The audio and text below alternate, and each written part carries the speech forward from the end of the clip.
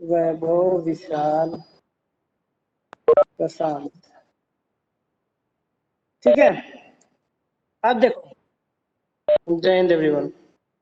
अब इसमें क्या है, उसने यही कहा कि डैश वॉक और वॉकगिस्ट। वॉकगिस्ट डैश वॉक में क्या है, एक कल्चर शो करता है, और वॉकगिस्ट जो है वो शो करता है एक रियल जो फोक सॉन्ग है, फोक डांस है, इन सबको वो शो करता है। ठीक है,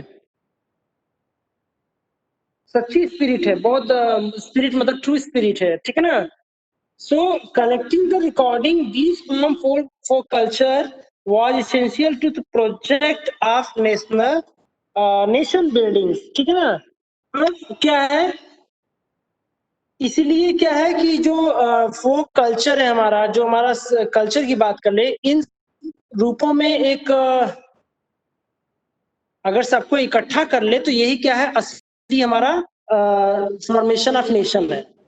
अगर ये सब हमारे अंदर निहित है तो हमारा क्या है, नेशन है।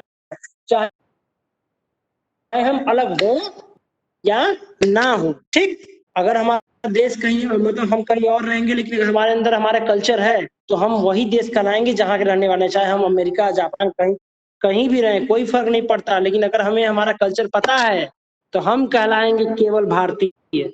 ठीक है ना। इसलिए ये हमारा जो कल्चर है ना, फोक डांस हो, फोक सॉन्ग है, म्यूजिक हो, आर्ट हो, पोएट्री हो, ये सब क्या है, ये एक true spirit of nation state है। मतलब कि एक सच्ची स्पिरिट है हमारे राष्ट्र या देश का। ठीक है ना।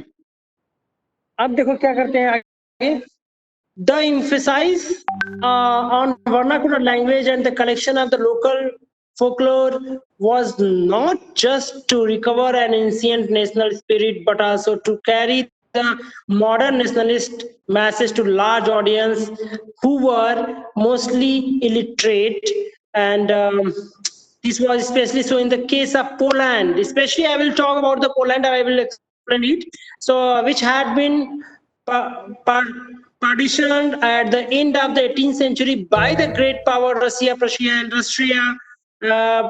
Even though the Poland no longer existed as an independent territory, national feeling were kept alive through music and language. Carol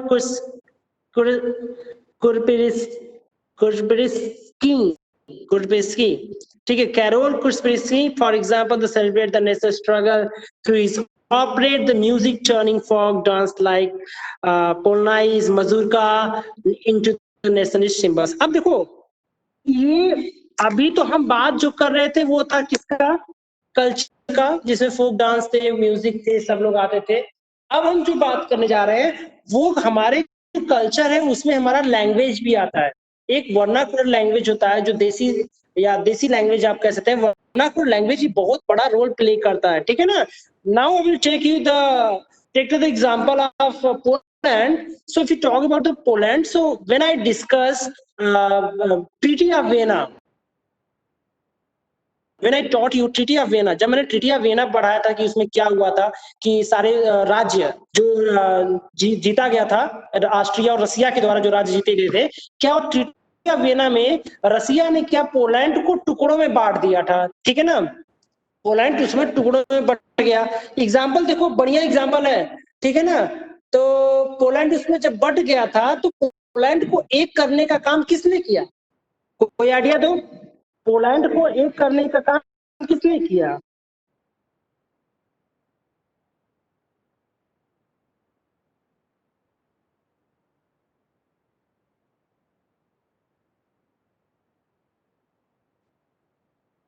बताओ। नीतू, अर्चना, गौरव, बाकी लोग आज कहाँ हैं।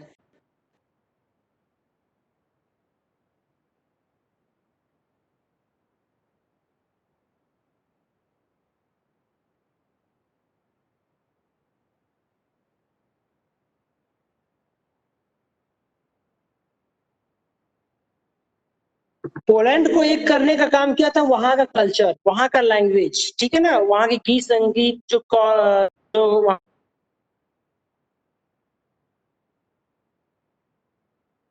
ठीक है ना, एक म्यूजिशियन था बंदा, वो बताया था मतलब कि पोलैंड किस तरीके से रसिया ने क्या किया था, सारे पार्ट को रसिया, ऑस्ट्रिया और प्रशा ये लोग क्या किए थे, आपस में बांट लिए थे, ठीक है ना। पोलैंड को हिस्से में बांट दिए थे।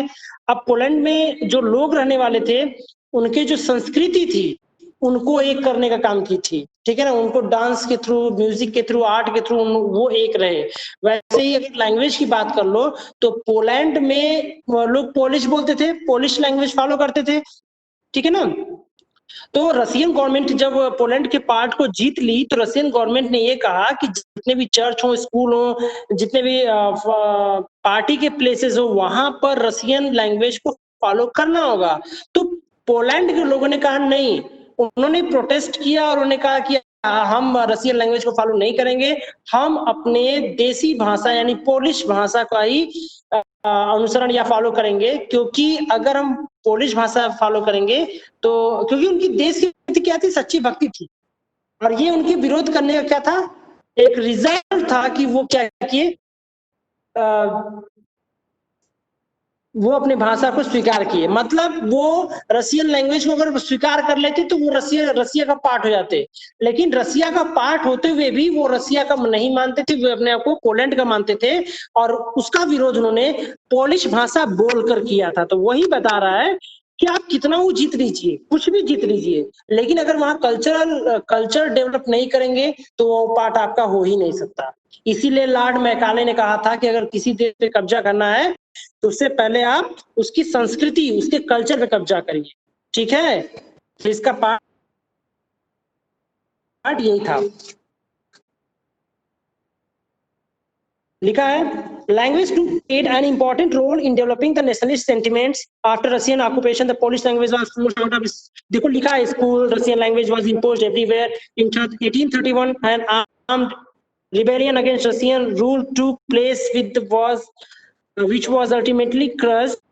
Following this, many members of clergy in Poland began to use a language as a weapon of national resistance. इन्होंने क्या किया, पोलिश लैंग्वेज को हथियार की तरह यूज किया था, ठीक है ना। Police was used for a church gathering and all the religion instructions. As a result, large number of priests and the bishops were put in the jail or sent to Serbia by the Russian authorities. उन लोगों ने इनकी बात नहीं मानी तो बाकी जो बिशप्स थे, जो प्रिस्ट या चर्च थे, इन लोगों को क्या भेज दिया गया, या तो जेल में डाल दिया गया या तो कहाँ भेज दिया गया, सर्बिया भेज दिया गया, ठीक है ना। रशियन अथॉरिटी के द्वारा ये पनिशमेंट था, ठीक है ना, कि वो प्रिंस इन रशियन, ठीक है। इसे रसिया इसलिए भेज दिया गया क्योंकि उन्होंने रूसी भाषा के जो प्रचार था उससे उन्होंने विरोध किया कि हम प्रचार नहीं करेंगे। The use of Polish came to be seen as a symbol of struggle against dominance, ठीक है ना। पोलिश जो लैंग्वेज था वो रूस, जो रूस क्या कर रहा था, डोमिनेट कर रहा था, तो उसके प्रति एक स्ट्रगल का सिंबलाइज कर लिए वो लोग, मतलब स्ट्रगल का सिंबल के रूप में किसको मान लिया, पोलिश लैंग्वेज को मान लिया, किसके खिलाफ, रसियन के खिलाफ, ठीक है।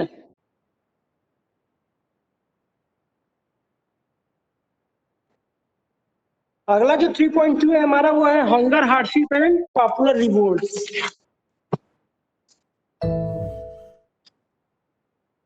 कितने लोग हैं, अच्छा ये बाकी लोग कहाँ हैं, गौरव, नीतू, ये महिमा वगैरह नहीं है क्या?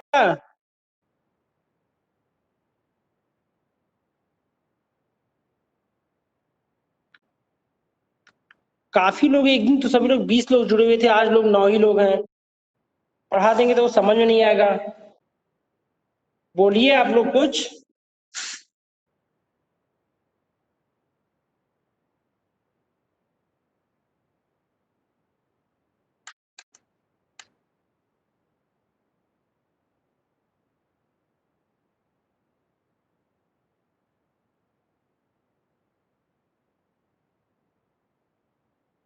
चलिए hunger, hardship and popular revolt के विषय में पढ़ लेते हैं।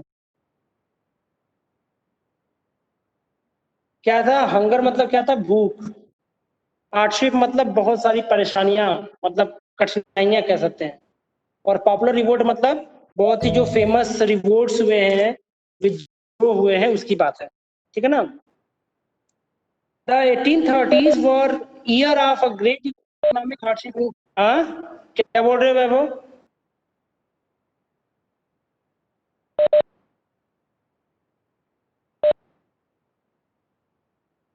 नहीं समझ में आया क्या बोले, सुनाई नहीं दिया मुझे।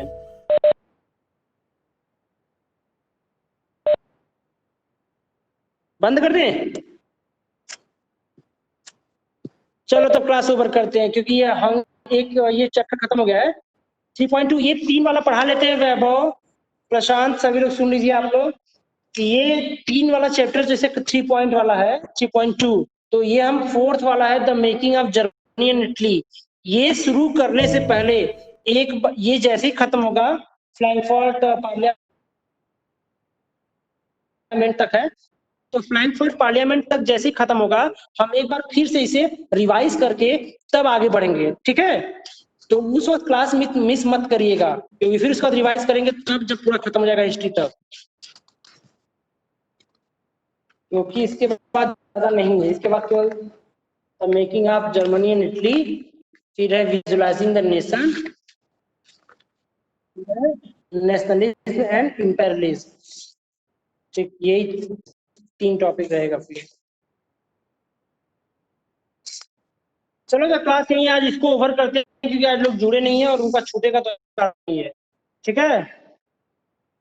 और होमवर्क कर रहे हो कि नहीं, कुछ भेज दें आज वीडियो, इसका जो रोमांटिसिज्म है इसका वीडियो मैं भेजूंगा, या तो लो अभी भेज दे रहा हूँ, क्लास ओवर जैसे हो जाएगा आपको 1:40 से वीडियो मिल जाएगा।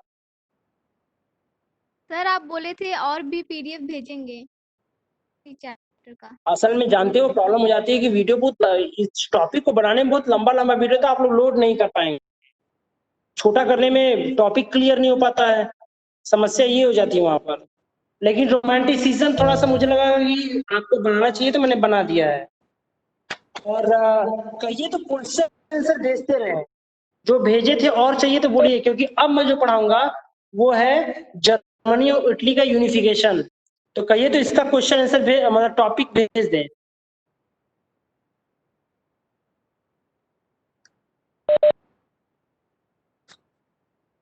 हाँ बोलो।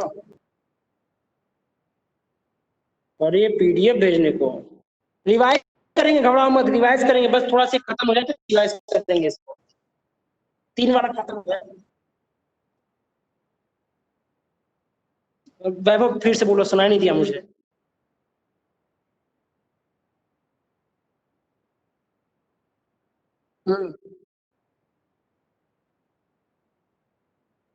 अच्छा, आधे आधे पार्ट में डिवाइड करने, हाँ।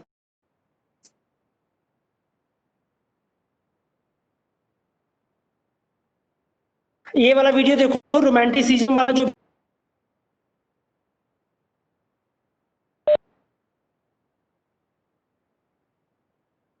तो मेरे व्हाट्सएप पे सेंड करना कि ये ठीक था ना, जो इसमें लिखा है, क्या मैं वही बताया कोई और बताया, ठीक है। तो देख लेना, फिर इसको आप मुझे बताना। चलो क्लास ओवर करते हैं, ठीक है। जय हिंद एवरीवन।